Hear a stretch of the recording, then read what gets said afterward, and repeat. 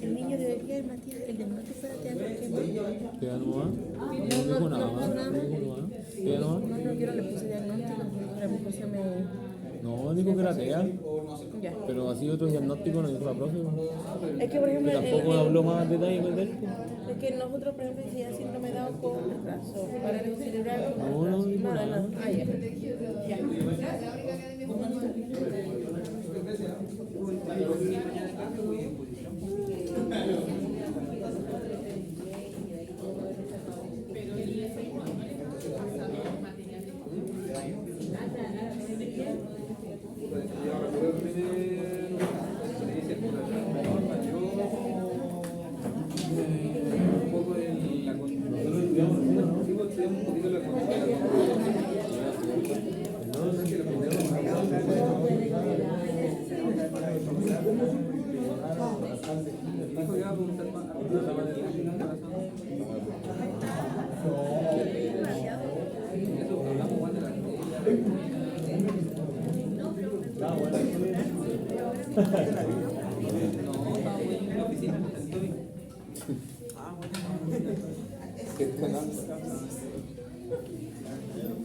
Aprendí.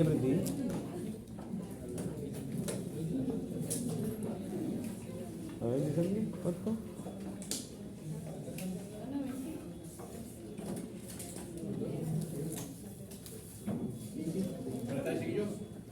Buenas tardes. Viviendo aún. La otra semana es muerte ya.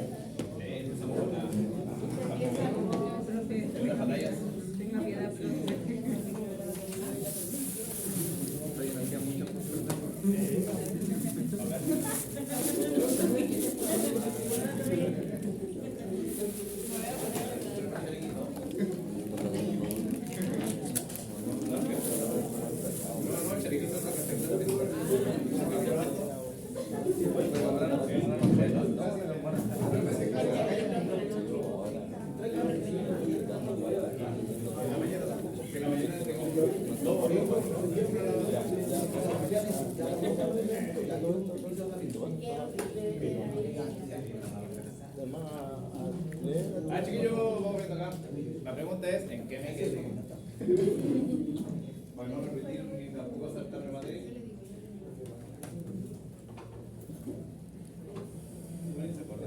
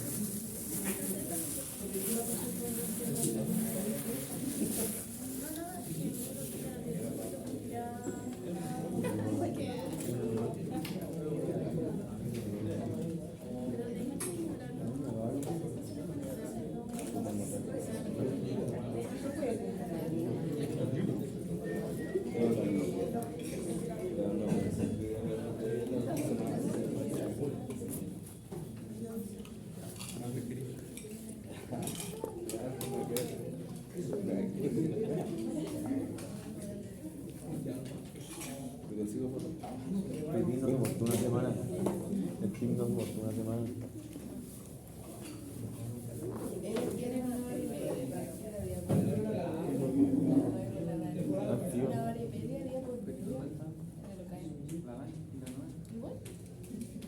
Están llorando.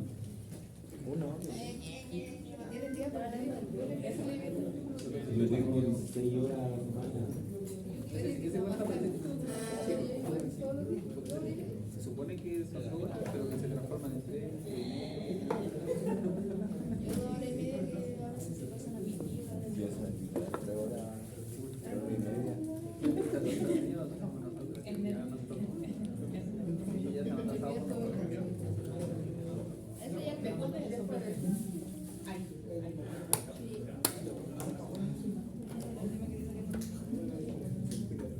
me junté con la jefa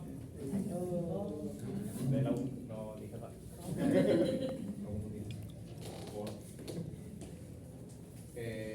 Hablamos un poquito, bueno, tiramos líneas con respecto al proyecto de intervención.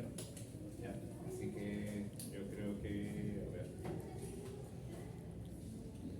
como a finales de mayo, como la semana del 26, la semana del 20 de mayo, después de todo el show de la semana de carrera, la investidura, todo eso, vamos a empezar a hacer las intervenciones. Previo a eso, vamos a tener que hacer un trabajo, creo que un poquito en paralelo con respecto a las temáticas que tenemos que exponer en los centros de intervención. Centro de intervención es Cantaturu, F22 y ¿quién más era? Me quedo. Y Cone. ¿Ya? Son los tres centros. La dinámica de intervención, lo ideal es que sea en simultáneo, se van a dividir en 3 grupos y cada grupo va a tener un centro para trabajar en simultáneo. Ahí vamos a ver cómo podemos hacer las intervenciones. ¿Ya? ¿Y eso sería en la mañana? Sí. ¿Dónde está el detalle? Que ¿por qué es tan alejado? Porque tenemos que coordinar, porque la idea de la intervención es usar.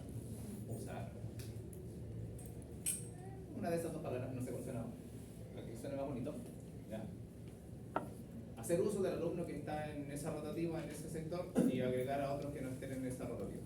¿Ya? La idea es que las intervenciones traten de ser los viernes y creo que una los martes. Ahí estamos tratando de ver bien. ¿Ya? Pero sería una intervención por semana, serían alrededor de 4 o 5 semanas de trabajo allá. Pero hay trabajo previo en la cual ustedes tienen que armar la charla educativa, tienen que armar encuestas porque hay que hacer un levantamiento de datos con respecto al tipo de persona con lo que van a tratar, las lesiones que tienen, el lugar de trabajo. Es igual, se va a trabajar con ergonomía, con el ramo de ergonomía. Pero desde mi perspectiva, evaluaciones lesiones musculoesqueléticas y más que todo enseñanza del paciente en relación al trabajo de cargas, ¿ya? Y movilización de pacientes. Entonces todo ese trabajo se va a tener que empezar ya como finales de este mes, finales de abril, para que ya ustedes empiecen a hacer el trabajo de qué es lo que voy a decir, cuál es el material que voy a ocupar, cuál va a ser la encuesta, cómo vamos a hacer la encuesta para hacer levantamiento de datos, todo eso antes de llegar a intervenir. Esa sería la parte del trabajo. Ya, en caso. ¿Cuándo tenemos la prueba? ¿La otra semana o la siguiente? La siguiente. Es el siguiente.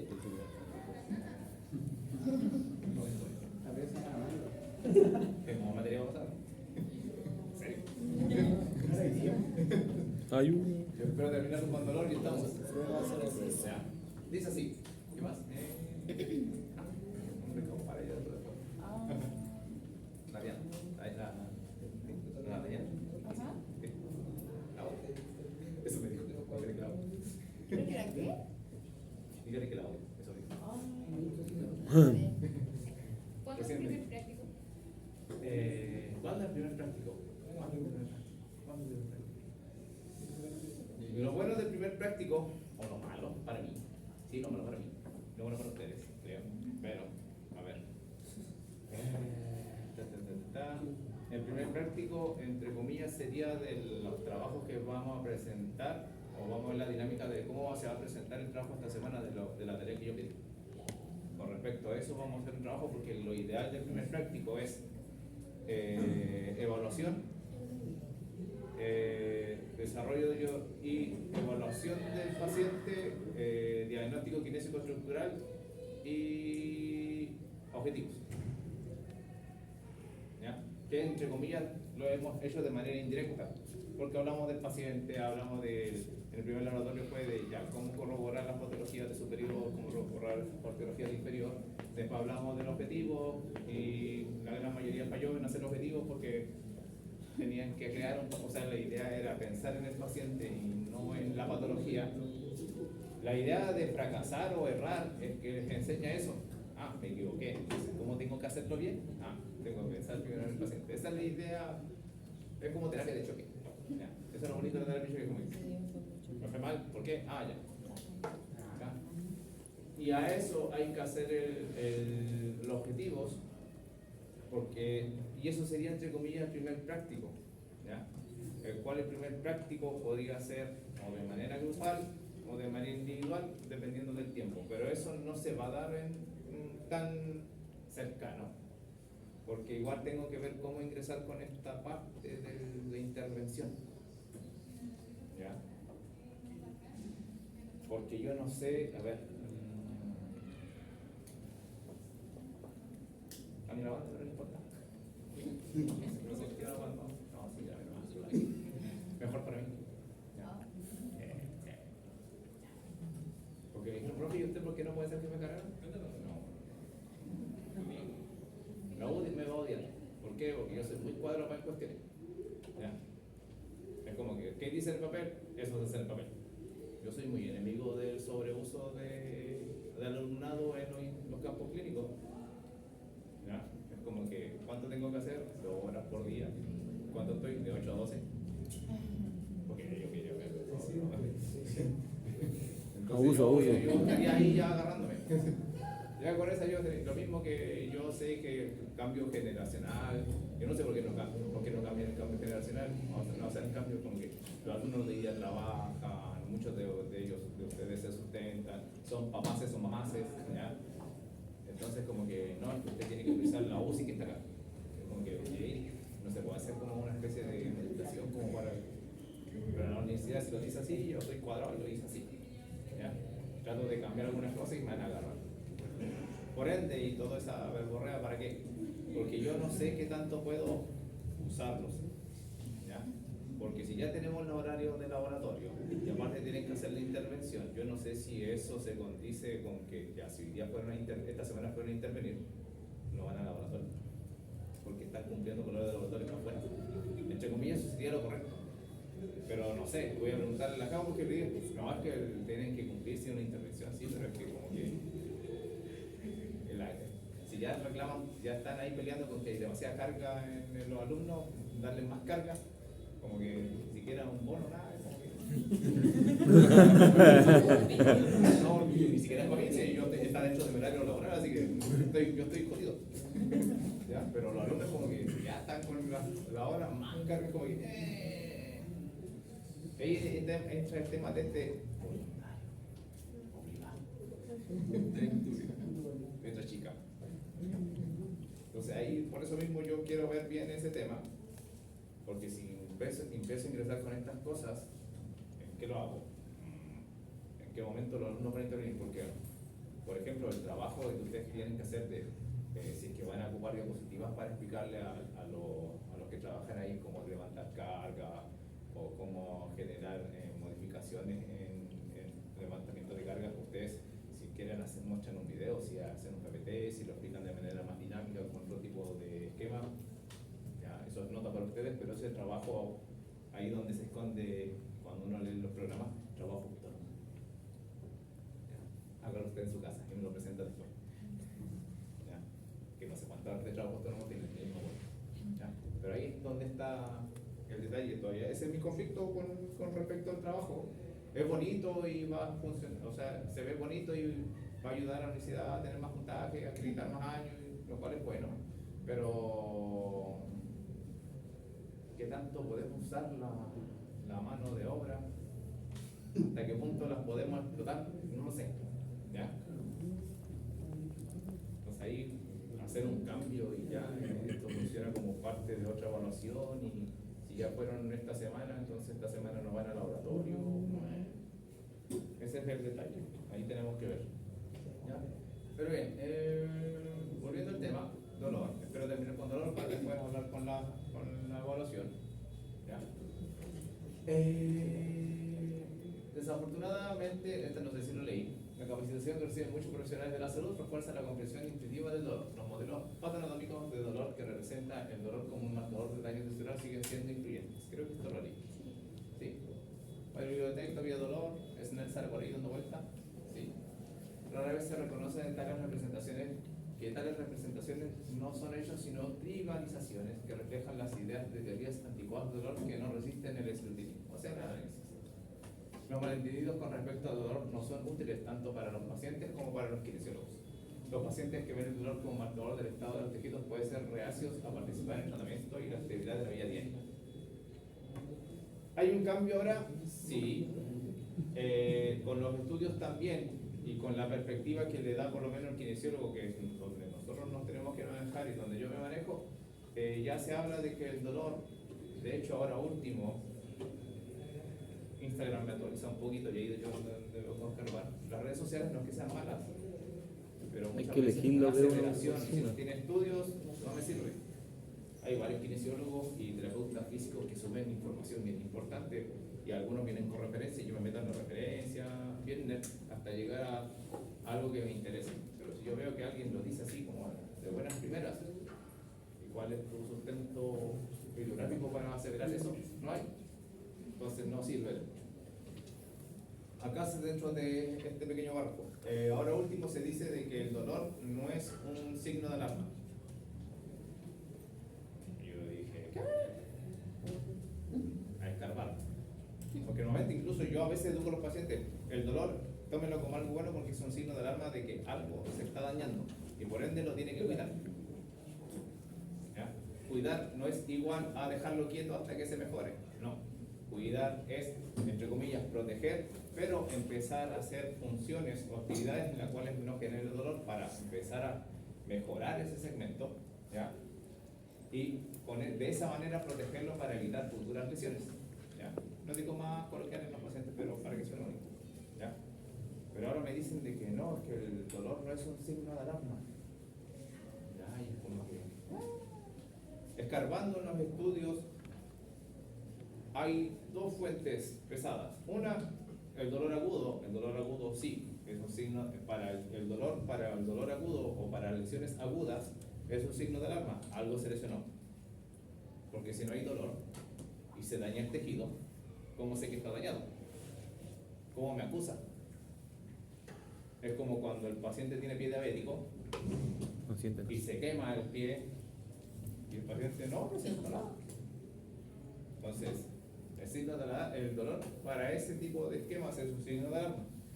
Pero para pacientes crónicos o con alteraciones crónicas, igual a dolor crónico persistente o dolor crónico como quieran llamarlo, ¿ya? El dolor pasa de ser un signo de alarma a una alteración como tal. Entonces hay que tomar con pinzas ese tipo de aseveraciones. A mí me llamó mucho la atención porque es como que es como mi banderita de batalla cuando les digo eso, que el dolor es un signo de alarma. Pero hay que ver con qué tipo de paciente estamos. Si tiene dolor o lesión aguda y por ende dolor, o dolor crónico y por ende algo pasó de que el dolor sigue activado a pesar de que ya no hay lesiones evidentes. En las presentaciones de dolor agudo, estos pacientes pueden confiar solo en la estrategia de tratamiento pasivo y no ver la necesidad de abordar los factores predisponentes y contribuyentes que son relevantes tanto para el resultado inmediato como para la administración de la recurrencia. Aquí con esta parte muchos colegas se defienden, lo cual no es que esté malo, en que, como lo dice Brad Pitt en Guerra Mundial Z, movimiento es vida. ¿Ya? Sí, movimiento es vida. ¿Ya? Sí, me gusta el título. Entonces, se entiende de que si alguna estructura se lesiona, lo ideal es que se empiece a mover lo más rápido posible para evitar instaurar patrones o movimientos modificados, posturas antiálgicas, movimientos aberrantes para evitar aumentar el dolor. Todos esos trastornos, lo ideal es que el paciente se mueva lo más rápido posible, obviamente dentro de lo que él puede y evitando aumentar el dolor. ¿Ya? Pero no dejarlo quieto. E incluso, vamos a verlo más adelante cuando empecemos a trabajar con lesiones de extremidad superior e inferior. Por ejemplo, cuando una persona se lesiona el hombro o el codo o alguna parte de extremidad superior, lo que hacen ya en Estados Unidos o en Canadá y Australia, igual en Europa se está midiendo harto esto, el paciente está con una lesión de hombro, bien operado de hombro, a la cinta rodante. 15 a 20 minutos. Yo decía, ¿por qué? Porque hay que mantener activo el metabolismo, hay que mantener movilizado el sistema sanguíneo, el sistema circulatorio para que mejore la nutrición a nivel general y obviamente este paciente no baje el rendimiento. ¿Ya? Muchas veces, ¿qué es lo que pasa? Una lesión de hombro, el paciente está sentado o acostado viendo tele con licencia todo el día. Y es como que, no, que estoy tratando de engordar. Sushi. ¿Ya? Cheto. También. ¿Ya? Entonces, ahí es donde uno se defiende y dice, no, hay que hacer ejercicio activo. Perfecto, o sea, ejercicio de lo más rápido posible. Pero también hay que ver qué es lo que puede y no puede hacer. ¿Ya? Muchas veces el alcance está patologías de tren inferior, fracturas, lesiones de ligamentos cruzados muchas veces. ¿Qué es lo que hacen? Trabajo dinámico o cardio de tren superior. Al paciente lo mantienen en estas pedaleras de mano, o incluso he visto varios entrenamientos bastante simpáticos donde el paciente está con toda la rodillera de velcro y está con esta cuerda de peso. Sentado. Están haciendo ejercicio, y lo cual es bastante bueno. ¿Ya? Estamos manteniendo la actividad alrededor de la estructura que está lesionado.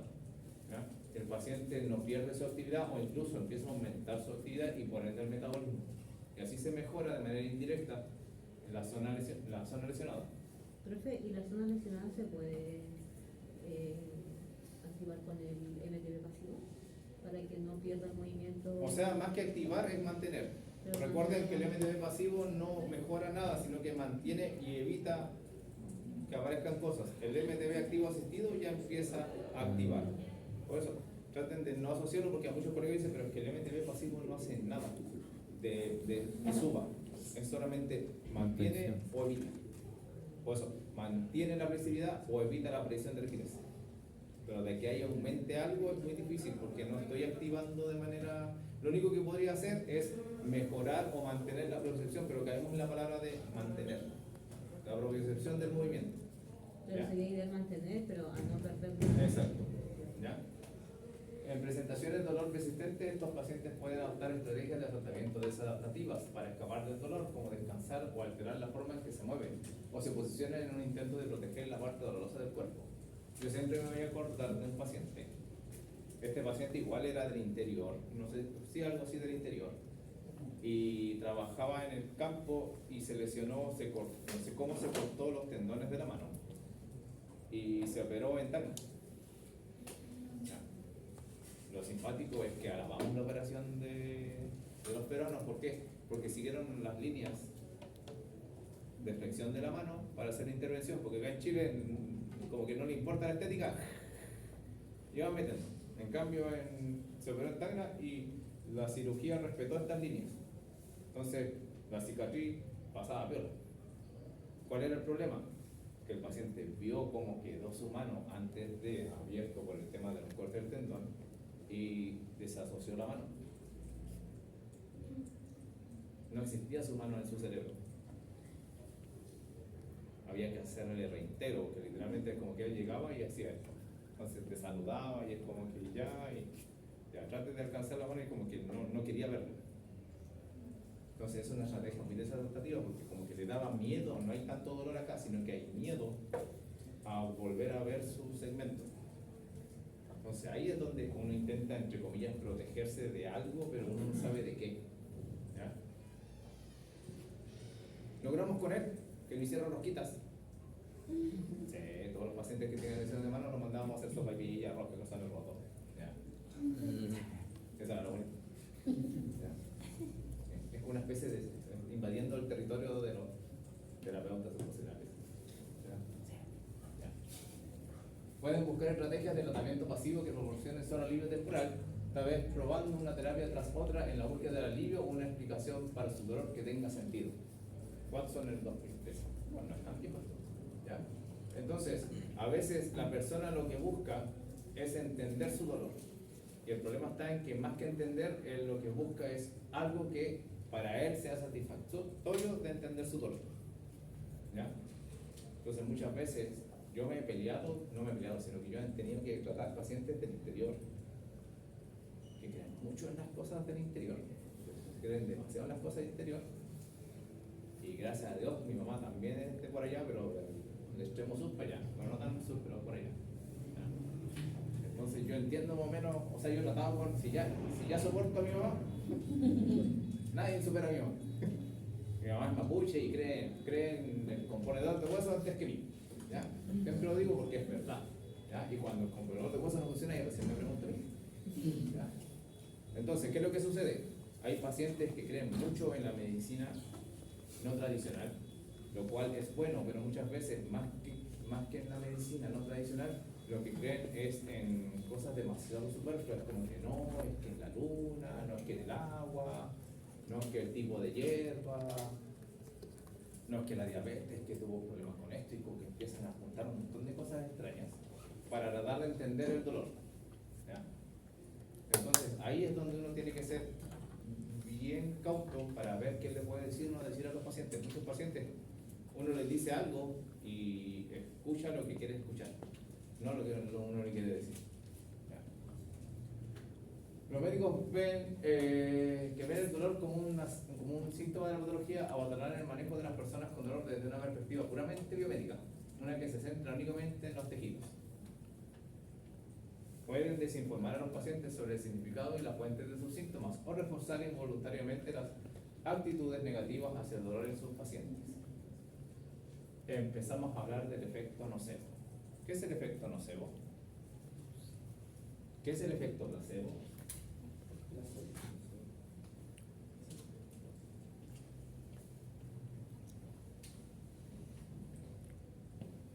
Por ejemplo, el tape, profe, es placebo, ¿no? ¿Pero qué es el efecto placebo? El efecto placebo es cuando... ¿Y cree que le está haciendo bien? Ya, ahí el nocebo.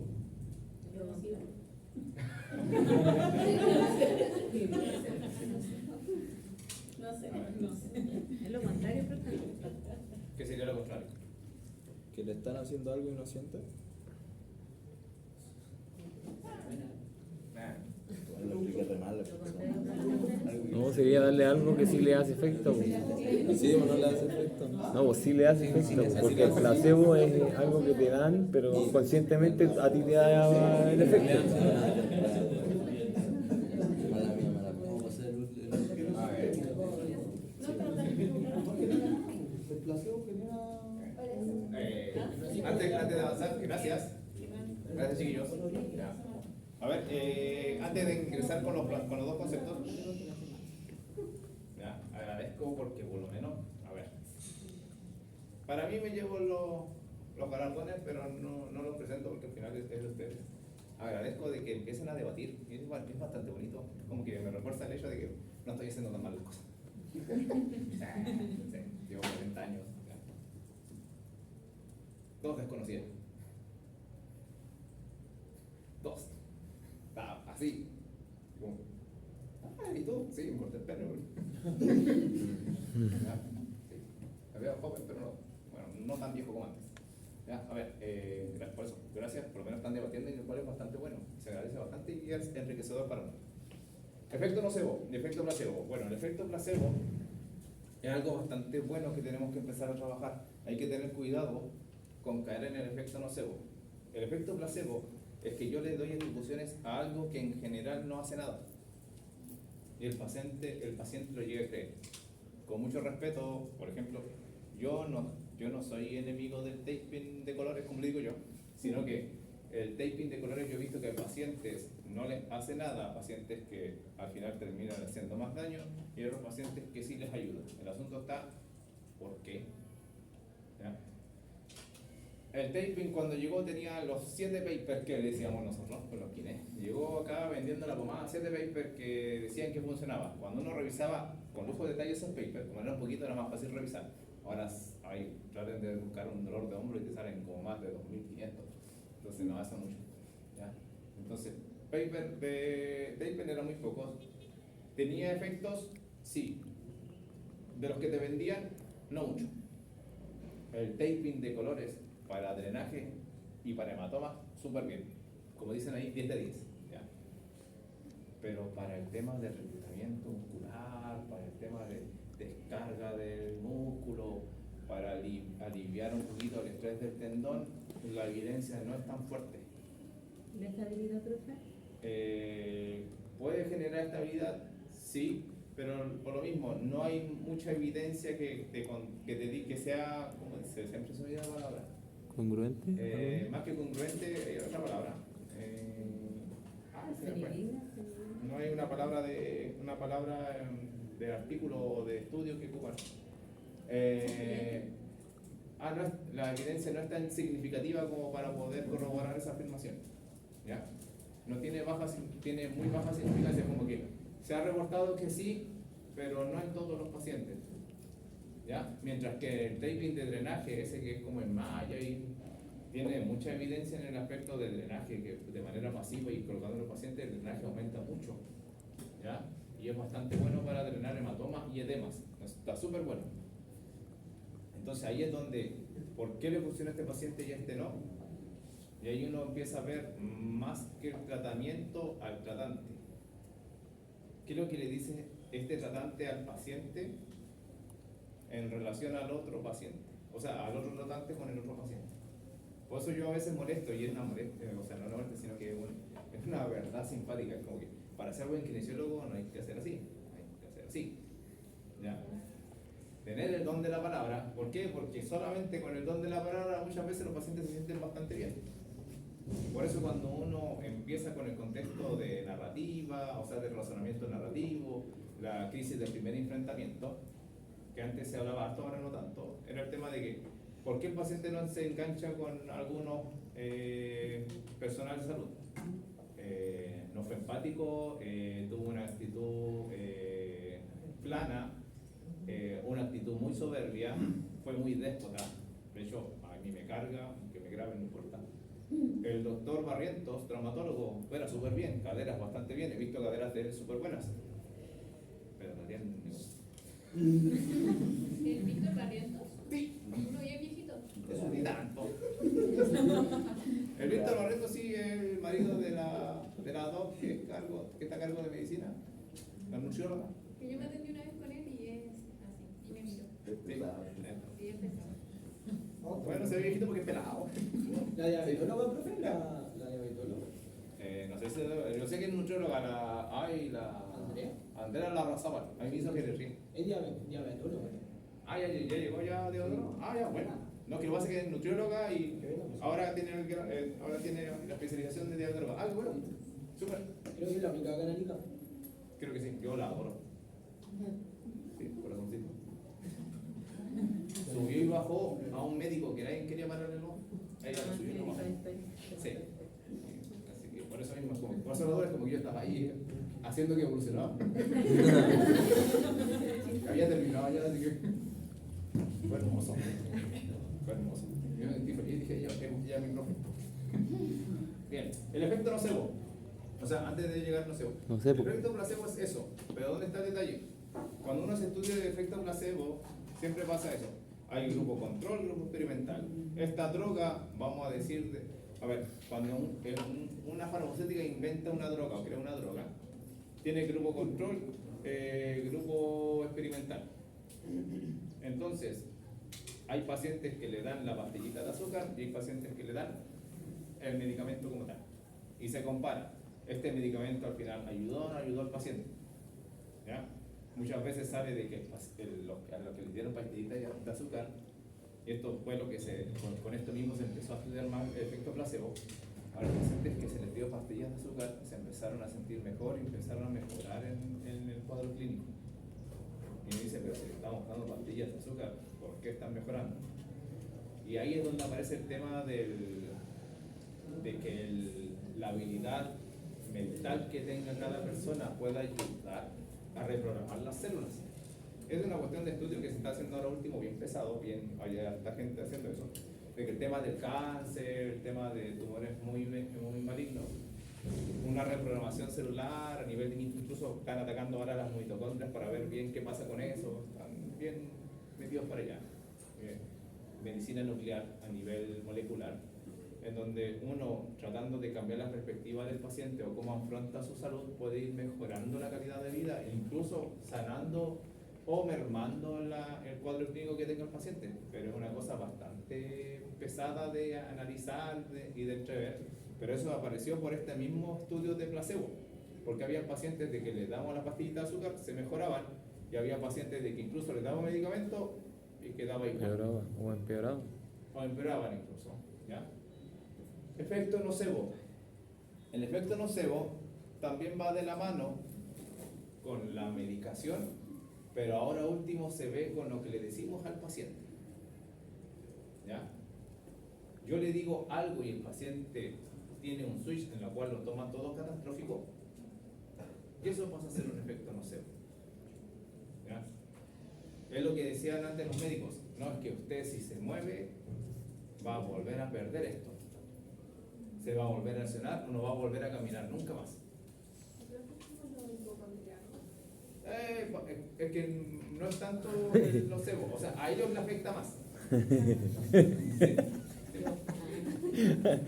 Difícil, A ellos les difícil afecta que se mucho más que a sane. los que no son hipocondríacos. ¿Ya? ¿Está bien? ¿Ya? Gracias por llevarse.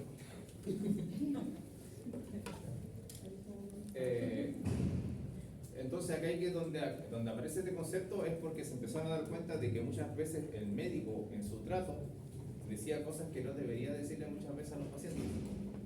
Es lo mismo que pasa con el profe a veces. De hecho a mí me castigaron hace años por eso. Y no van a interpretar lo que dice. Es como que tú no vas a ser un buen alumno. Entonces el alumno tiene dos formas de afrontar eso. O mando la chingada del profe y le gano. Esa es la historia de vida muchas veces. O me echo a morir. Porque como es profesor y el profesor sabe, me dijo que yo no tenía dedos para el piano, entonces tiene razón. Entonces, ese también es un efecto nocebo, pero a nivel de docencia o de educación. Puede ser que muchas veces hay que tener cuidado con lo que se dice, cuidado con ciertas cosas, pero yo siempre explico que eso no importa si me ganan, mientras no corten en el lado donde digo algo feo y no la explicación completa, ningún problema. ¿Ya? Pero vuelvo a lo mismo, el médico o incluso el kinesiólogo, ¿por qué el kinesiólogo le afecta tanto a esto? Por la cantidad de horas que está con el paciente. ¿Ya? De hecho, el efecto nocebo se puede traducir en el, o sea, también aparece cuando estamos demasiado tiempo con el paciente. ¿Por qué? Porque nos volvemos protectivos. Y eso a mí me ha pasado a veces como que ya no la rete tanto, o ya dejemos descansar hoy día porque hicimos hecho algo de ejercicio, quizás no hicimos nada de ejercicio, pero con la paciente estaba casadita. Entonces cuando empezamos a ver protectivo, como cuando al niño o al hijo no lo dejamos hacer nada porque uno cree que se le va a pasar algo malo. Entonces igual puede generar un efecto nocebo porque el paciente empieza a perder esa dinámica de prueba y error. Es como que voy a hacer esto, si me duele, tengo que cambiar la forma de hacerlo y así aprender. Y ahí es donde queda el efecto nocebo dando vuelta. ¿Ya? Por eso tenemos efecto placebo y efecto nocebo. ¿Ya? Los medicamentos también. ¿Ya? De hecho en los medicamentos se da bastante simpático porque este medicamento le va a solucionar su problema de dolor de cabeza, pero da diarrea. Y es como que me lo tomo o no me lo tomo. Tenga cuidado porque le va a hacer esto. ¿Ya? Así que igual lo digo, tómese un antidiarreico por si acaso, porque este medicamento suelta la gotita. Entonces al final el paciente lo tome o no me lo tomo. Y a veces la diarrea no es un efecto claro, sino que no a todos los pacientes les da. Y es como que se sugestionan, se lo toman y es como que, oh, el baño, por si acaso, por si acaso. Entonces eso también es un efecto nocebo. ¿Ya? En caso de dolor persistente, algunos médicos pueden confiar solo en tratamientos pasivos que ofrecen alivio temporal del dolor, pero no abordan los factores contribuyentes. ¿Ya? Es obvio, y el fracaso siempre se ve en las licencias médicas de trabajo pesado. Es como que el paciente se lesionó, un esguince, una luxación de rodilla, una subluxación, una esguince de rodilla. Normalmente 5 a 10 días de licencia, paciente va a kine, el tercer cuarto día el paciente no le duele y uno dice, estoy haciendo bien, o sea, el kine dice estoy haciendo bien mi trabajo porque no le duele. Vamos con ejercicio suave o muy pasivo, muy bajo, y después cuando vuelve a trabajar, le duele de nuevo. ¿Y qué pasó? Empezó a doler porque le quitamos el ambiente, le quitamos la carga normal, no lo estamos preparando para el trabajo. Por eso es que el paciente de dolor es como que yo sé que para allá me va a dar calor porque está mucho sol, entonces como no salgo, no me va a dar calor. Y cuando vuelva a salir, obviamente me va a dar calor de nuevo. Entonces, por eso mismo los factores contribuyentes tenemos que observarlos, tenemos que rescatar esa información. Eso mismo cuando vayan a hacer la intervención tienen que ver. un ejemplo, los que trabajan ahí, ¿qué tipo de cargas mueven? ¿Y qué tanta carga es la que levantan o desplazan? Porque si yo voy a un lado, ya este curso es de, no me acuerdo, pero donde habían hartos chiquillos con síndrome de Down, que a mí me encantaba eso. Son puros bebés y máximo 1 año, 2 años. Entonces la carga que van a levantar no es tan pesada si van a medio mayor, donde habían varios espectros autistas, en donde literalmente había que pelear con ellos, y eran más grandes que yo, algunos. Entonces, esas cargas muy pesadas. Entonces, eso es un factor ambiental que uno tiene que observar. La falta de comprensión de la naturaleza biopsicosocial de todo el dolor puede dar lugar a que algunos médicos estigmatizan a los pacientes con dolor persistente, que no responden al tratamiento basado en un modelo biomédico, como si fuera un dolor psicógeno, o fueran malintencionados, lo que aumenta el sufrimiento de estos pacientes en lugar de aliviarlo. ¿Ya? Yo acá siempre hago el alcance, ¿por qué? Porque ahí yo tengo un fracaso. ¿Ya? Y odio admitirlo, pero también me gusta admitirlo porque eso me enseña. ¿Ya? Pero lo bueno del fracaso es que no es completamente mío. Había una paciente que venía con síndrome, o sea, con cefalea crónica. ¿Ya? ¿Y dónde está el problema? Que lamentablemente ese paciente lo perdí en el tema de que no pude, era de estos pacientes que migraban a muchos kines. Pasaban por uno, no había solución, pasaban por otro, no había solución, lo mismo. Y era una paciente de edad ya. Y dentro de sus últimos migraciones de kines, se cruzó conmigo y yo intenté, de cierta manera, tratar de entender su dolor. En algún punto logré que el paciente entendiera su dolor. Estamos empezando a hacer el cuaderno del dolor, pero después de ahí empezaron a aparecer muchas crisis por factores externos que ella no pudo manejar. Entonces al final, no es que haya muerto o fallecido este paciente, sino que al final su dolor era más grande y que al final prefería 1000 veces manipular el dolor con drogas que con terapia y con razonamiento del dolor. Entonces igual es fome perder a esos pacientes porque igual o lamentablemente o llegan tarde y las intenciones por lo cual mejorar su dolor no fueron las mejores. Entonces cuando uno llega a entender qué es lo que le está pasando y todo eso y a creer en el paciente, ya es muy tarde. ¿Ya? Por eso es que aquí es lo bueno de este ramo, es que tienen que entender a su paciente. Todavía sigue el dilema o el lema de que en la resonancia está todo bien, así que su dolor es mental. Así que tómese esto si le duele y si no, porque yo ya hice todo lo que tenía que hacer y la resonancia no arroja ningún problema. Paciente de 40 años que viene con un síndrome de dolor lumbar de como 4 a 5 años, insidioso, va y viene. Ahora después el doctor le sacó la resonancia y vio que tenía una artrosis de columna, le hizo infiltraciones y el paciente tuvo 3 o 4 semanas sin dolor, pero después volvió el dolor. Es como que, ¿por qué volvió el dolor? Porque al final el dolor ya no estaba en el sitio de lesión, sino que estaba grabado acá. ¿Ya? Aunque suene raro decirlo, sí es mental, pero no de manera burlesca. ¿Ya? Hay argumentos convincentes sobre que se debe rechazar únicamente la comprensión del dolor basado únicamente en los tejidos. Abundan las historias de personas que sufrieron lesiones graves pero no sintieron dolor. Por ejemplo, soldados que reportan lesiones horribles pero indoloras en medio de la batalla, víctimas de ataques de tiburones que reportan amputaciones indolorosas y deportistas que juegan a través de lesiones sin dolor. ¿Ya? Pasa muy seguido. ¿Ya? Profesor, normalmente cuando las personas bloquean el dolor, cuando es muy alto, es porque es un mecanismo de defensa para También es un soportar la... Sí. Va en el mecanismo de defensa que tiene el cuerpo. ¿Ya? Y lo otro también en cómo interpretan el dolor. ¿Ya? El concepto de interpretación del dolor es un poquito, bueno, entre comillas, bastante pesado, pero es simpático de entender. Vamos a llegar a eso. Las experiencias cotidianas como estos rasguños, moretones que notamos en nuestro cuerpo, pero que no podemos recordar cuándo ocurrieron, también nos atestiguan. Por ejemplo, demuestran que la lesión y la información sensorial que genera puede ocurrir independiente del dolor. Por eso muchas veces no consideramos al dolor como un signo de alarma. Muchas veces esa alarma no está presente. ¿Ya? Otras veces, ¿ya?, nos acostumbramos a ciertos umbrales por los cuales el dolor ya no aparece. Un ejemplo mío, la típica del sartén cuando salta el aceite. No, yo soy bruto. ¿Qué hago yo? Acerco la enterosa lo más que puedo y que me salte el aceite. ¿Por qué? Porque elevo el umbral del dolor. Entonces cuando estoy cocinando y sigue saltando aceite, ya no salto. Porque, ya, dolor conocido, dolor conocido. Es lo mismo que hago yo, por ejemplo, cuando me lesiono o pasa algo. Acá lo he contado, creo, siempre lo cuento.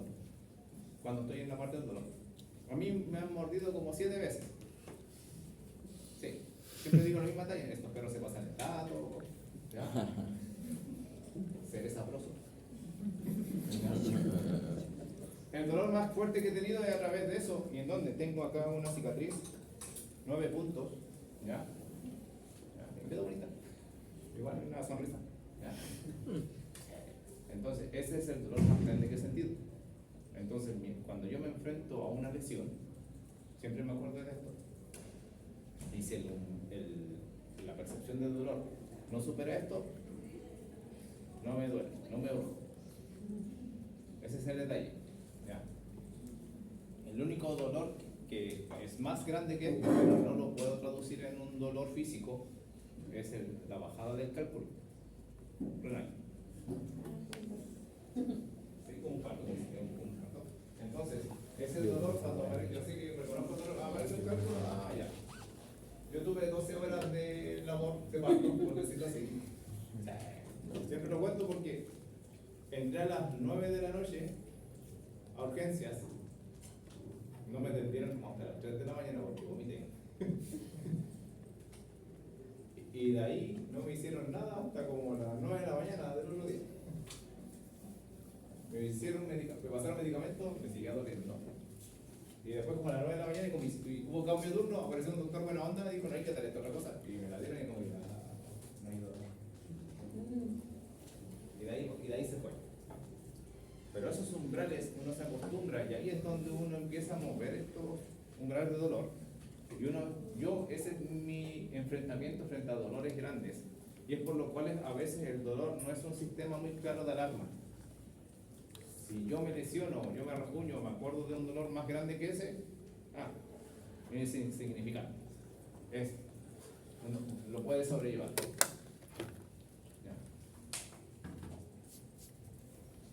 Los relatos de dolor del miembro fantasma destacan que el dolor se puede sentir en la clara ausencia de patología e información sensorial. También hablamos de que muchas veces cuando un sector no está, como el síndrome de dolor del miembro fantasma, aún hay dolor. Y eso ratificó, o después de estos estudios que se empezaron a conocer acá, se dieron cuenta de que todo está acá. Toda la información se guarda acá y aquí es donde se pueden ejecutar las cosas. La relación entre el dolor y la patología tampoco está clara. Una de cada 2 personas con cambios osteoartríticos radiográficos moderados a severos en sus rodillas es asintomática, mientras que una de cada 10 personas con dolor de rodilla severo no tendrá evidencia de artritis radiográfica. ¿Ya? El hecho de que el paciente le duela la rodilla, artritis, itis de rodilla, dolor en la articulación de rodilla, no significa que a la imagen el paciente va a tener una artrosis o una misma artritis. ¿Ya? Es solamente un síntoma que no está relacionado con la lesión de la estructura. ¿Ya?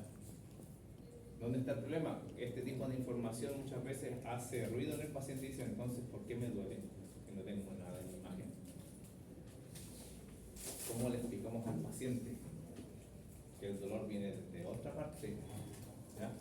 Y no netamente de la estructura. ¿Ya? Una discordancia similar se observa en el dolor espinal, donde los hallazgos de degeneración por imagen son altamente prevalentes en personas asintomáticas y van a ser una parte normal del envejecimiento. ¿Ya? Por eso, a mí siempre como yo amo el hombro, ¿ya? Artrosis sobre los 45 años en la acromioclavicular es lo más normal. De que sea sintomático o asintomático, eso es otra cosa. Esto sí o sí, por desgaste y por uso y sobreuso, se va a generar una artrosis, se va a desgastar la articulación. De ahí a que me genere una alteración funcional, un dolor, eso ya es otra cosita. ¿Ya? Se ha afirmado que ningún estudio hasta la fecha para ninguna condición relacionada con el dolor ha demostrado una relación directa entre la patología y el dolor. Es decir, ni la presencia o ausencia de dolor ni la intensidad de dolor pueden predecir con precisión la presencia o ausencia de la patología. ¿Ya? Entonces, aquí es donde el kinesiólogo dice, ya, ¿y entonces qué tratamos? Si la patología no se condice netamente con el dolor, ni al revés, el dolor no se condice muchas veces con la patología.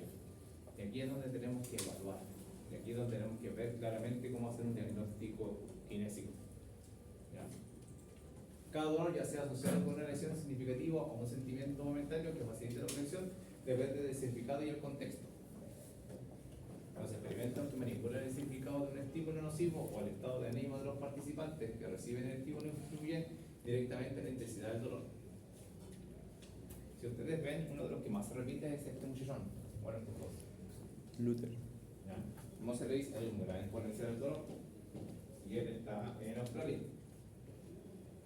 El tipo es seco, el dolor. ¿Ya? Clínicamente se ha demostrado que la gravedad del dolor varía según la causa percibida. Los soldados heridos en batalla reportan menos dolor y requieren menos analgesia que los civiles sometidos a procedimientos de impacto comparables. ¿Ya? Estos ejemplos aparentemente sugieren que el significado del dolor, la supervivencia frente a un evento potencialmente transformador de la vida en primera instancia y las expectativas de mortalidad en la segunda influyen en la cantidad de dolor que se experimenta. Literatura clínica demuestra que tanto la intensidad como la duración del dolor se asocian con factores de estado de ánimo, catastrofización, miedo y escasa expectativa de recuperación. ¿Ya?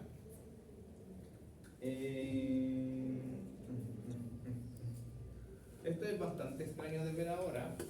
¿Ya? No sé cómo estarán los tiempos hoy en día. El alcance va en que no sé qué tipo de pacientes se estará viendo ahora último. ¿Ya? Lo ideal y estresante también es ver una variedad importante de pacientes. Pacientes que su percepción del dolor es muy baja, no tienen catastrofización, no tienen miedo, frente a otros pacientes que ya tienen algo de este tipo. Que le tienen miedo al dolor, que por cualquier cosa se echan a morir. Como dice por ahí, escasa expectativa de recuperación. No, es que de esto no me voy a recuperar. Es que me quiero morir. Tengo una señora que es que estoy esperando que me llame. Es que me quiero morir. ¿Ya? A veces le encuentro un poquitito razón a la señora. ¿Por qué? Porque tiene así como 2 libros de puras patologías y le ha pasado de todo. ¿Ya? No, pero de muchas cosas. ¿Ya? Es impresionante la cantidad de operaciones que tiene, lo que ha hecho. Estuvo en Alemania por un tratamiento del pie, pero como que, hay plata acá. ¿Ya? En lugar de un marcador preciso de la patología tisular, el dolor es una sensación desagradable, que tiene aspectos sensoriales y emotivos que no se pueden extraer. El dolor está influenciado por factores de los dominios biológico, psicológico y social, e insta a la protección, ya sea necesario o no, de la parte del cuerpo en la que se siente. ¿Ya? Siempre hago el ejemplo. El típico dolor de cabeza o dolor de síndrome de dolor lumbar. Cuando se enfrentan a una situación de mucho estrés que tenga asociado a alguna crisis o cuadro del dolor relacionado con esto, dolor de cabeza o dolor de espalda, el dolor puede aparecer y va a aparecer más rápido. ¿Ya? Muchas veces sin necesidad de que el paciente haga algo. No, es que mañana tengo reunión con tal persona y me cae como las pelotas y me estresa estar ahí. Está empezando a doler la espalda, no sé por qué. ¿Ya? Entonces, esa asociativa es parte del dolor. La cosita, 3 minutos.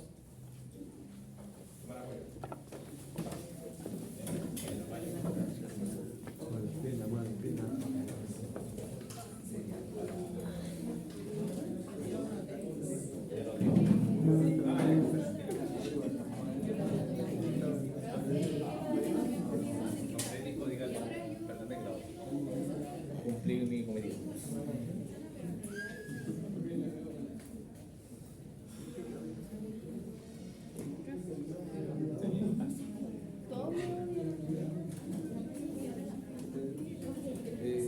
Avanzando por la posición de mañana.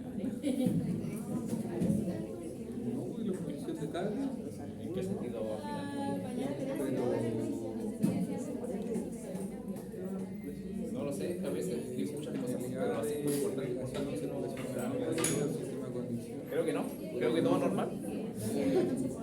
La mayor. ¿Ah? La menor, por ejemplo, empieza en Que el no se aporta. ventrículo.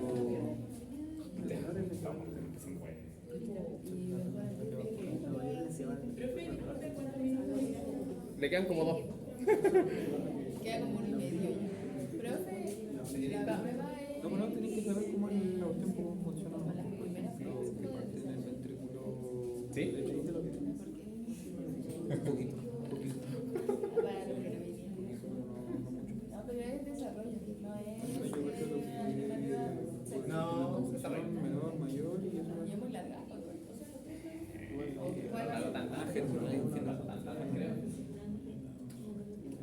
En realidad el corazón son como por ejemplo la contractilidad, Ya se han portado tan mal, así que actividad. puedo hacer algo. Oiga. Y la otra niña. Ahora Ya Abandonaron. decidieron ya. Abandonaron. Yo, es que hoy día fue brutal. Robinson, ¿tú lo viste cuando me iban a morder? No me mordieron, pero tuve que esperar yo para que no me mordieran. Es que me agarró, se me agarró así y me estaba acercando. Y yo lo empujé y Lo empujé. no, pero despacio. Lo boté. Despacio. Ah, pero no, ¿dónde está? Ah, ya. Hoy día No enseñan medidas de contención. sí, otra vez. Que me tenía firmado los brazos de él a mí, me firmó los brazos para morderme, iba a morderme y yo le hice así. Y me fui. Pero no le hice nada, porque si no lo empujé. Lo alejé de mí nomás.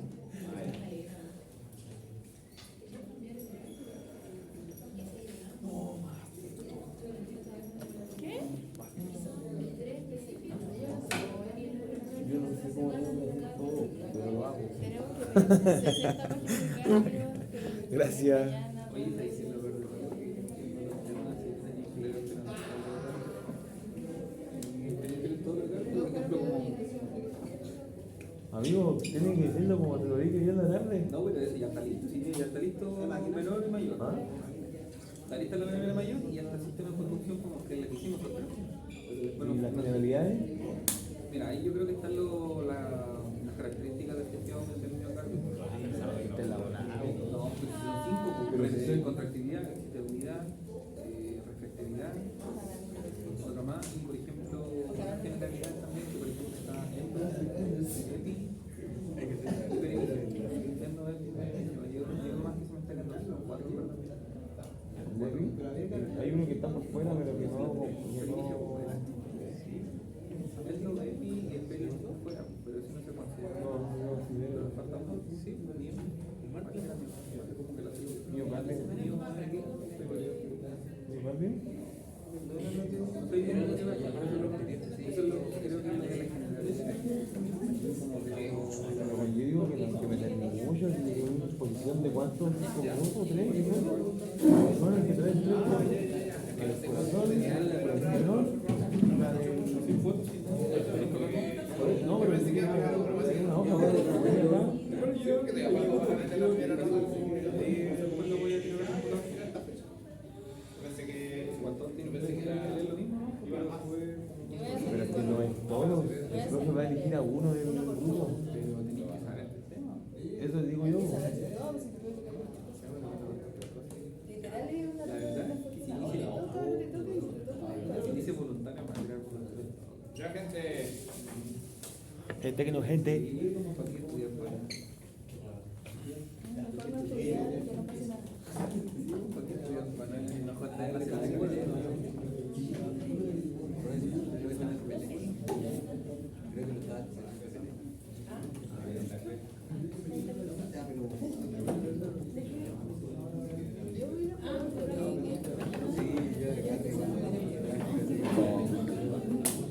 Igual tengo que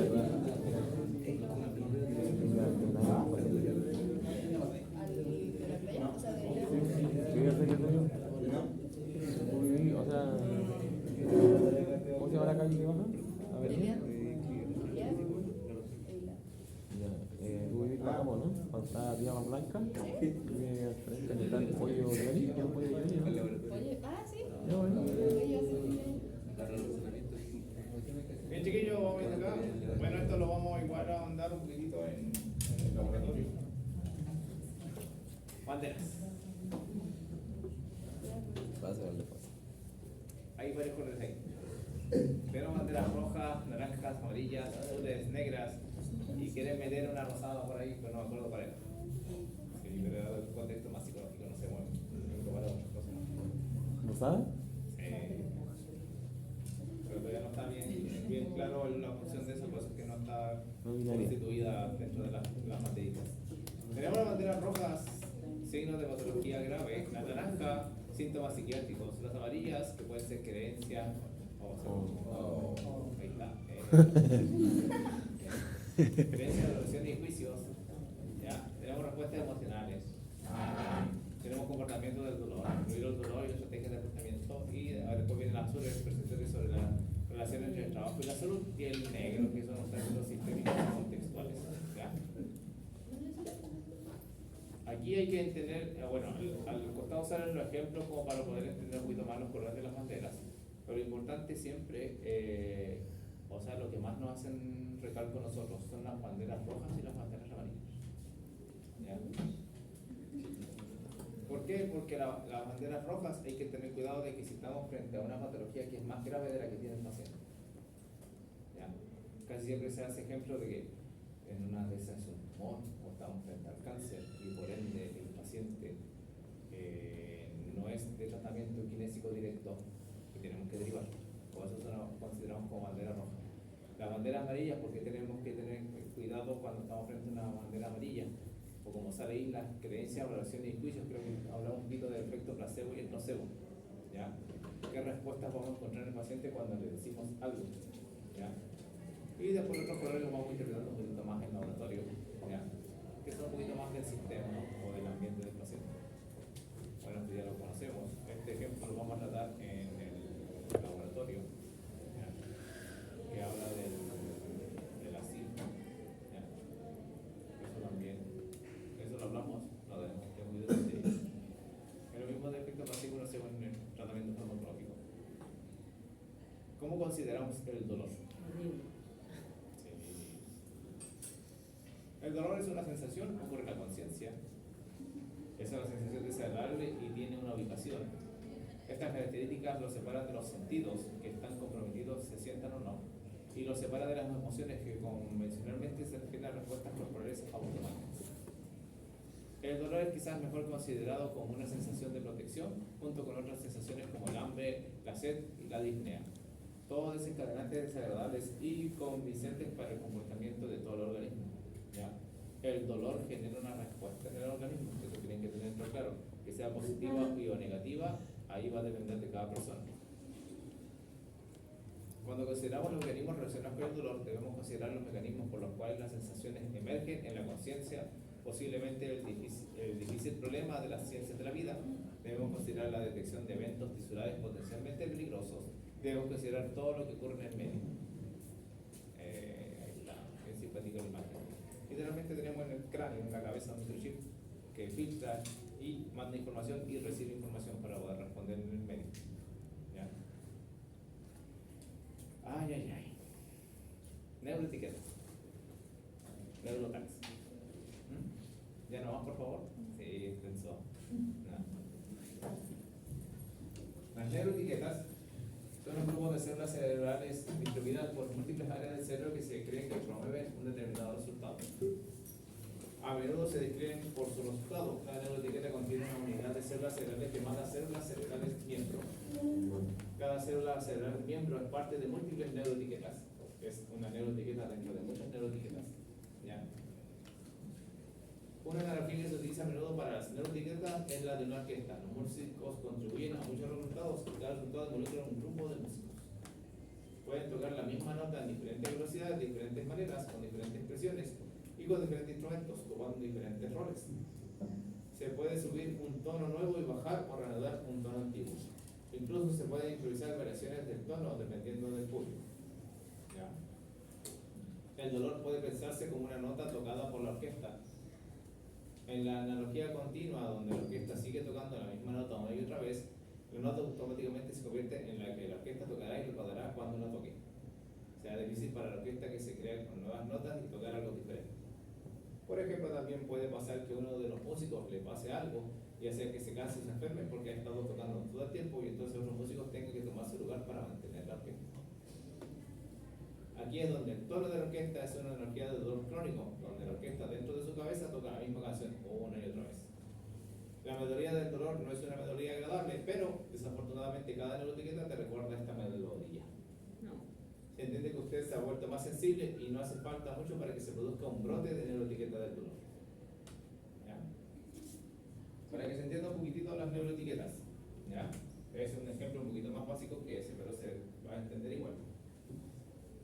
Si yo a una persona, a ustedes les paso un rompecabezas, la primera vez que armen este rompecabezas les va a costar, ¿cierto? Porque es primera vez que lo manejan. No van a ver la imagen hasta que, entre comillas, ya la tengan completamente armada.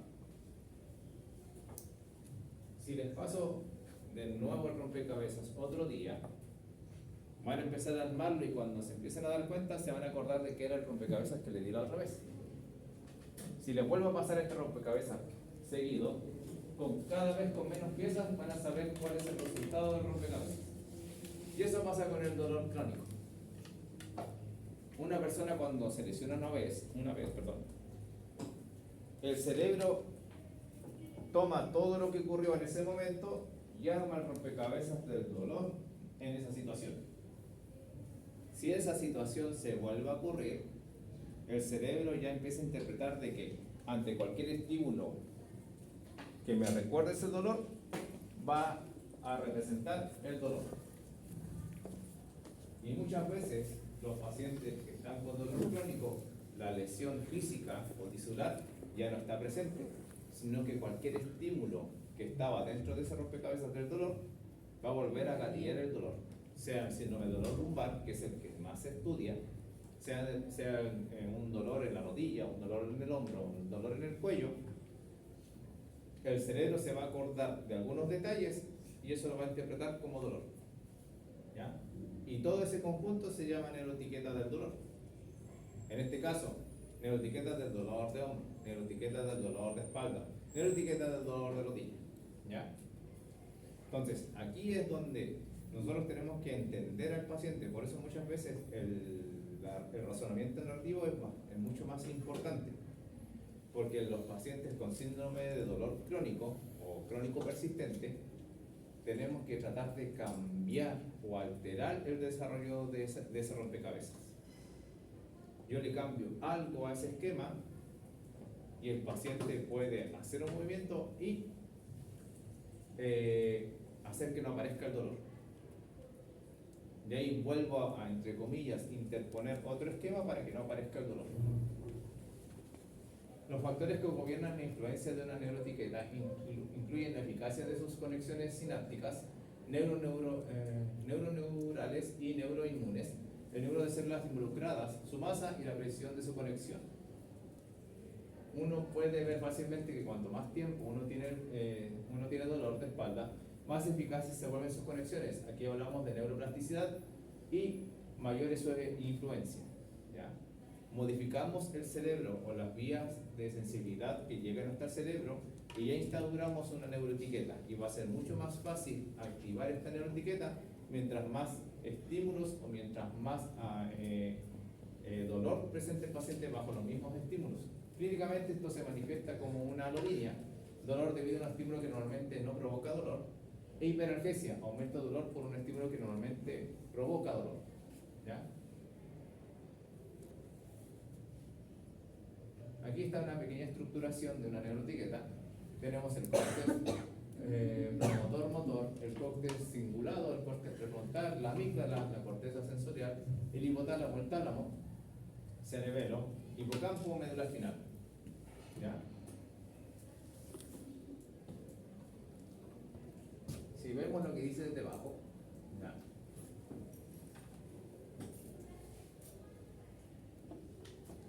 A mí me gusta esta parte de acá. ¿Ya? Y la amígdala. ¿Por qué? Porque el hipocampo y el tálamo generan esto. Si yo estreso el hipocampo, va a generar una respuesta. Y esa respuesta puede estar condicionada por el mismo dolor. Entonces muchos pacientes entran en un ciclo vicioso. Yo estreso al paciente bajo una situación y esa situación me arma la neuroetiqueta del dolor. Sí. Ese dolor me aumenta el estrés. Sí. ¿Qué hace el hipocampo? Vuelve a generar respuesta de estrés y vuelve al dolor. Y por eso muchas veces el paciente aumenta su dolor en un cuadro de estrés, sin necesidad que haya una lesión física. Es porque quizás la lesión que hubo es como su lado más débil, se podría decir. No sé si es su lado más débil, podría decirse más que débil, es que está más sensibilizado. ¿Ya? Entonces ahí, mientras está con puerta abierta, cualquier estímulo lo puede hacer activar. ¿Ya? Por eso hablamos de esto, que estos pacientes son bastante, hay que saber llevarlos bastante bien y hay que entrenarse muchas veces en el tema del dolor crónico, porque incluso ya se habla a nivel enzimático de cómo generar las respuestas. ¿Ya? De hecho, cuando hablamos de las neuroetiquetas, nosotros tenemos que llegar a manipular una neuroetiqueta. Aquí es donde, por ejemplo, la masoterapia, la manipulación manual, tiene unos pros y unos contras, porque va a depender en qué momento lo ocupemos. Porque muchas veces la masoterapia funciona en síndrome de dolor lumbar, ¿ya? Por el simple hecho de que cambió una parte del rompecabezas.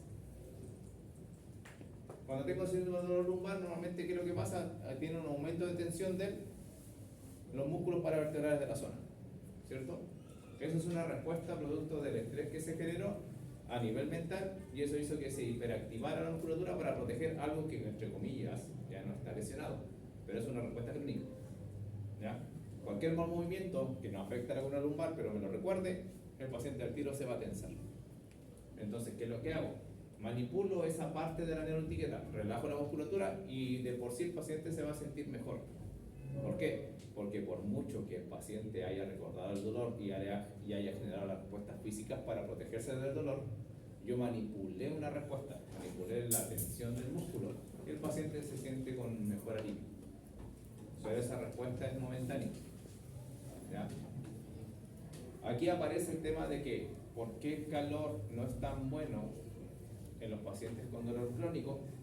Por el simple hecho de que aumenta la captación de las moléculas del dolor a nivel sináptico.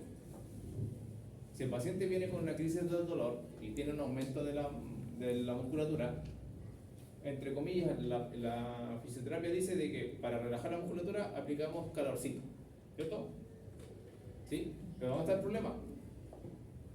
Si el paciente está con un dolor activo, las moléculas del dolor, la famosa sustancia P, ¿ya?, ocupan los canales del dolor para subir, la teoría entre comillas de la compuerta, ¿ya?, y parte del malla de la compuerta. Entonces, si aumento la temperatura a nivel local, aumento la percepción y sensibilidad de la sustancia P. Entonces, para el botón sináptico va a ser mucho más fácil captar sustancia P, dolor, sube el dolor.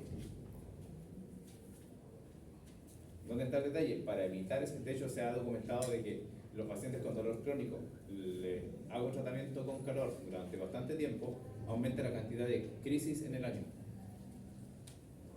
¿Ya? Mientras que los pacientes que, entre comillas, se tratan con algo de frío o con baja temperatura, eso hace de que el botón sináptico no se vuelva tan sensible a la sustancia P. ¿Ya?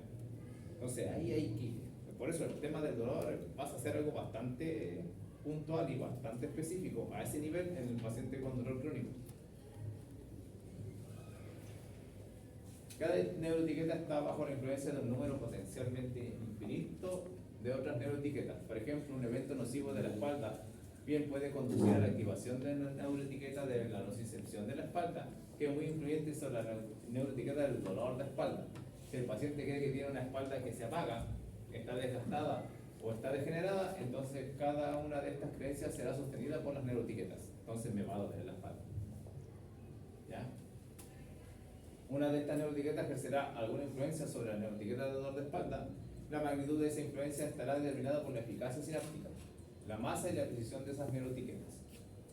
Entonces, en los pacientes que están recién con una lesión, la masa y la eficacia sináptica es muy baja.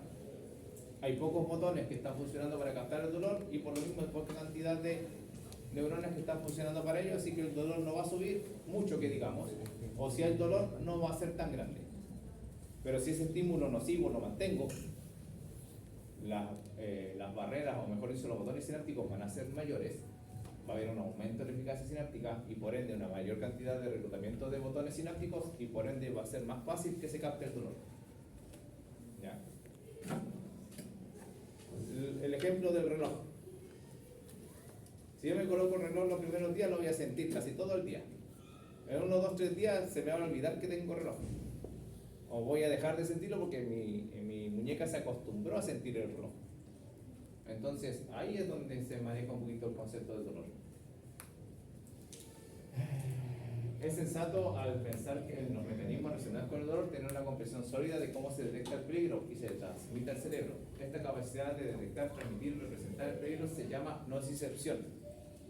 De acuerdo con lo que sabemos actualmente sobre la actividad cerebral asociada con nocicepción, las neuroetiquetas nociceptivas son grandes y tienen una alta eficacia sináptica, lo que significa que serán muy influyentes sobre la respuesta, sobre las neuroetiquetas del dolor.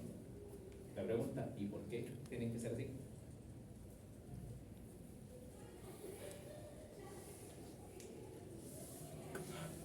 ¿Por qué las neuroetiquetas nociceptivas son grandes y tienen una alta eficacia sináptica?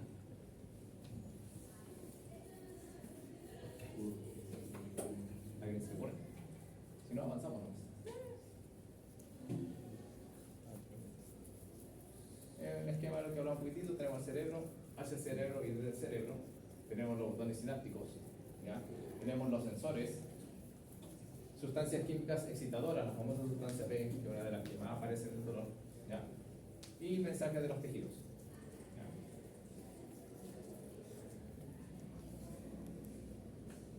Los tejidos del cuerpo están en general muy bien inervados por las terminaciones nerviosas libres. Esas son las que nos dan información del exterior. Son principalmente fibras mielinizadas, ¿ya? O no mielinizadas, de diámetro pequeño y delgadamente mielinizadas, aunque algunas son fibras mielinizadas de diámetro ancho. Estas terminaciones varían de muchas maneras. Por ejemplo, algunos tienen un umbral bajo, otros altos, algunos se adaptan rápidamente, otros lentamente, algunos tienen pequeños campos receptivos y otros tienen grandes campos receptivos, ¿ya?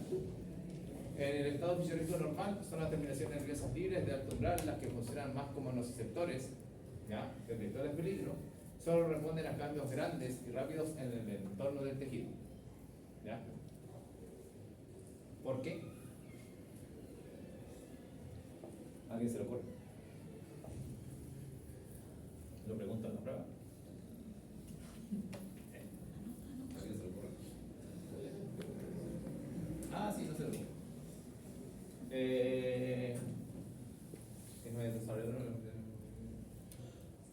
¿Por qué las de alto umbral son las que funcionan más como nociceptoras?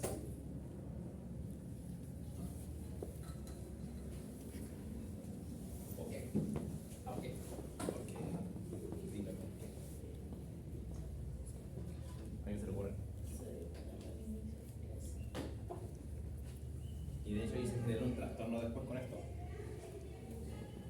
Ahí dice que las de alto umbral, ¿qué significa que sea alto umbral? Soportar. Que para que se activen tengo que generar un gran estímulo, entre comillas, ¿ya? Entonces, ¿por qué estas tienen que funcionar como detectores de peligro?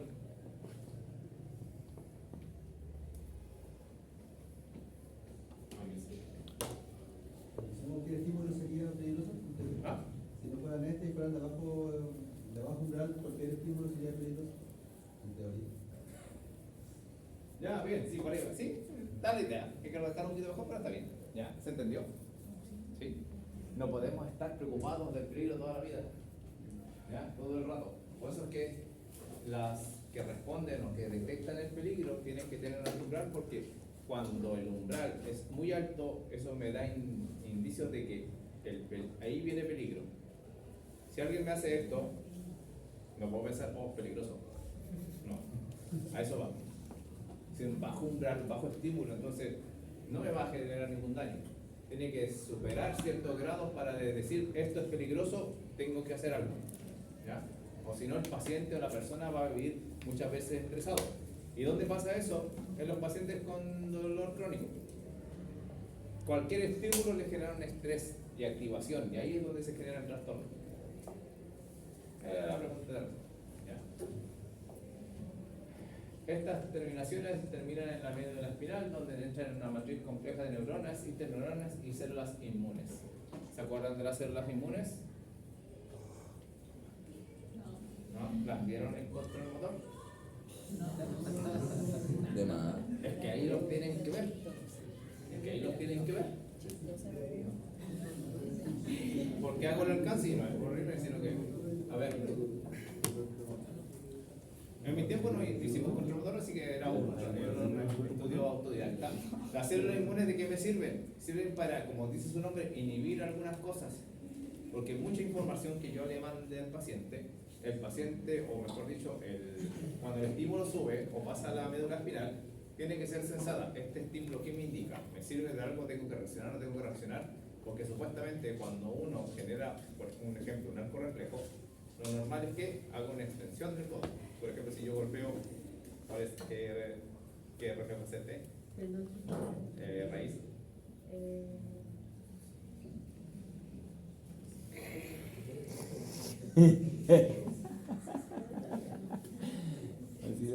Vamos a ir empezando la semana.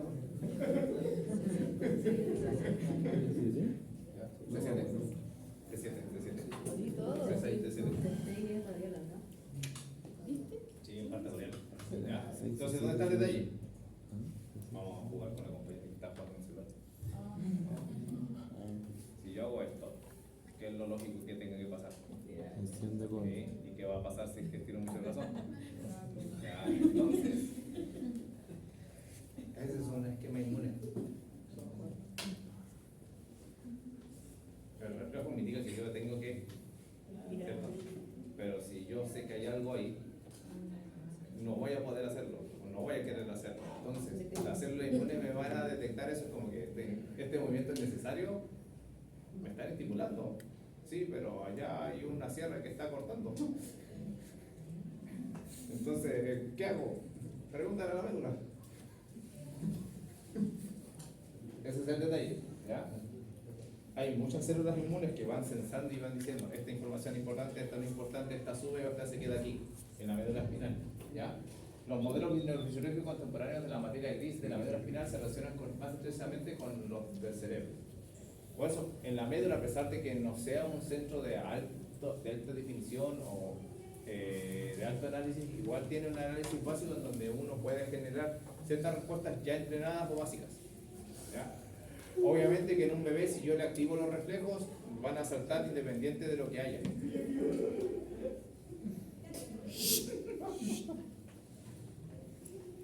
También podemos aplicar la idea de la neuroetiqueta aquí, conceptualizando la médula espinal como un largo tubo de redes neuroinmunes similares al cerebro, o neuroetiquetas rodeadas por las autopistas en materia blanca, a través de las cuales los mensajes viajan rápidamente y se restauración hacia y desde los centros menores.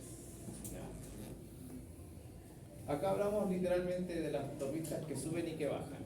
Las que suben, obviamente, primero llegan a la médula, son sensadas, células inmunes para ver si es que esta información es importante de analizar o ya la reconozco y qué tengo que hacer con esto. Por eso, cuando ustedes ya tienen bastante, su cuerpo, mejor dicho, tiene bastante experiencia, va a ver si es que esta información tiene que ser analizada bajo centros superiores o se queda en la médula para ser analizado, que es lo que hicimos recién. ¿Ya?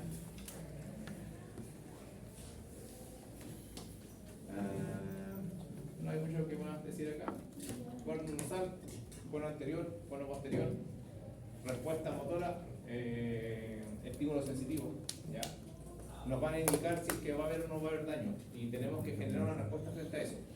Sube un estímulo, si este estímulo es doloroso o genera daño, tengo que generar una respuesta, la cual obviamente puede ser motora. Lo más probable es que sea motora. Los detectores de peligro tienen una amplia variedad de sensores en sus paredes, canales iónicos que responden a cambios químicos, térmicos, mecánicos en los tejidos o cambios en el voltaje a través de la membrana celular. ¿Ya? Acá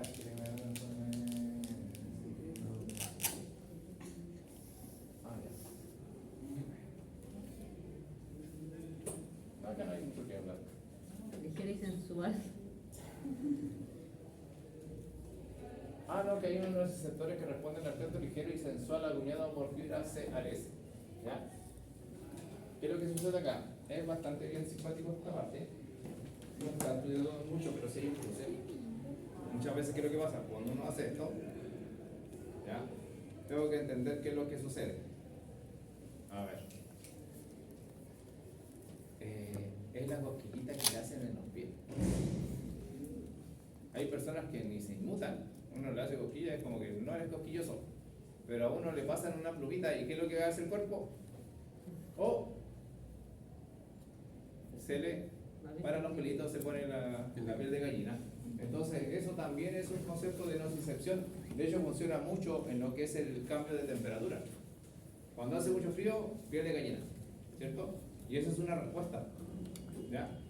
Que también puede ser una respuesta nociceptiva porque el frío, cuando hay mucho frío, también tenemos que generar una respuesta de defensa. No voy a decir así como que andar con polvo. Si yo salgo y menos 3 grados y con chonchalas, es como que no. Bueno, ¿Ya? hipotermia. Esto lo vamos a dialogar en el laboratorio un poquitito. De chiquillos, descansen. Gracias. ¿Qué es descansar? ¿Qué es? ¿Cómo hacer la prueba? A ver. ¿Pareja? En grupo de 5. Pues tenés mano.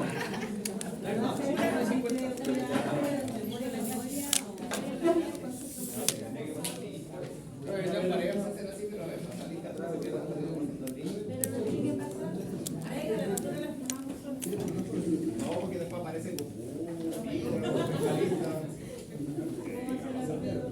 a ver,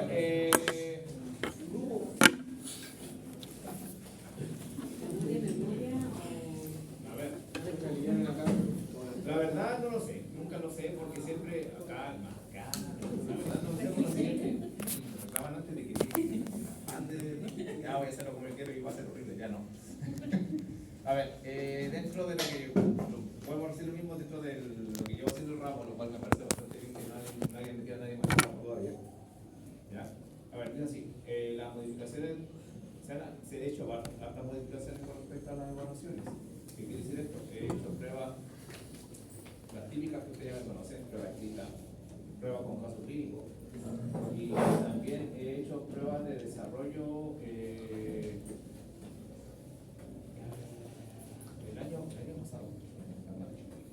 el año pasado, ya. Fue simpática la prueba, ¿por qué? Porque la hice en parejas y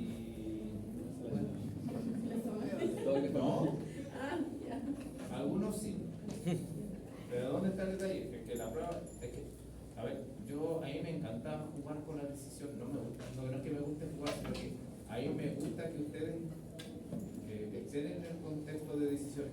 ¿Qué quiere decir esto? Yo di un pool de preguntas y la dinámica era,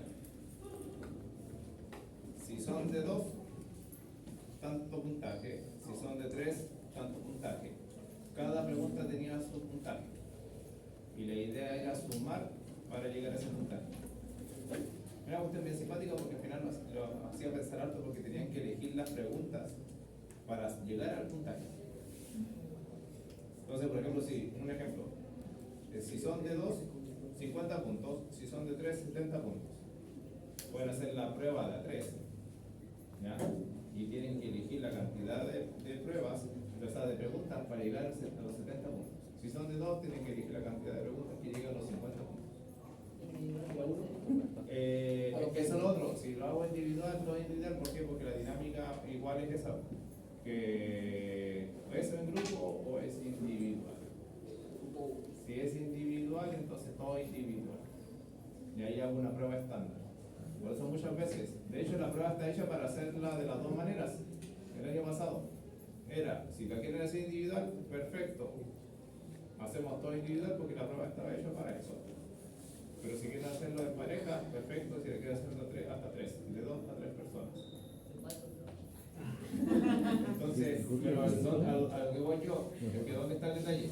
¿Por qué lo hacía de esa manera? Porque tenían que, las preguntas literalmente son de pensamiento. Porque todo lo que hemos hablado es puro razonamiento y pensamiento. Por eso es como que el pensamiento individual se dispara mucho en filosofía y cosas así, pero cuando el pensamiento es grupal se centra un poquitito más y la filosofía personal no juega mucho, es como que es un consenso. Entonces, ahí, ese es lo que apliqué el año pasado con algunas evaluaciones. Ahora te digo, no tengo idea muy bien cómo lo podría hacer esta prueba de ahora. Lo ideal sería hacerlo así porque igual un número importante de gente, y lo bueno es que si lo hago de 2 de 3, menos pegado a mí porque revisar. ¿Ya? A eso voy, por eso digo como que igual es conveniente. Porque si no sería revisar como 36, 38 almas. Yo ya estoy acostumbrado ya, pero para que aligerar un poquito la pega, igual me sirve y me conviene. Pero como les digo, lo puedo hacerlo así, como también lo puedo hacer preguntas abiertas, pero igual con menos preguntas. O si no, hacer la dinámica de grupo y hacer una cantidad de preguntas y ustedes elijan cuáles quieren responder o cuáles pueden responder. ¿Sí, eso va? Creo que las preguntas serían en base a un caso clínico. Es que muchas veces cuando trabajo casos clínicos lo hago como individual. Y muchas veces más que casos clínicos, lo que hago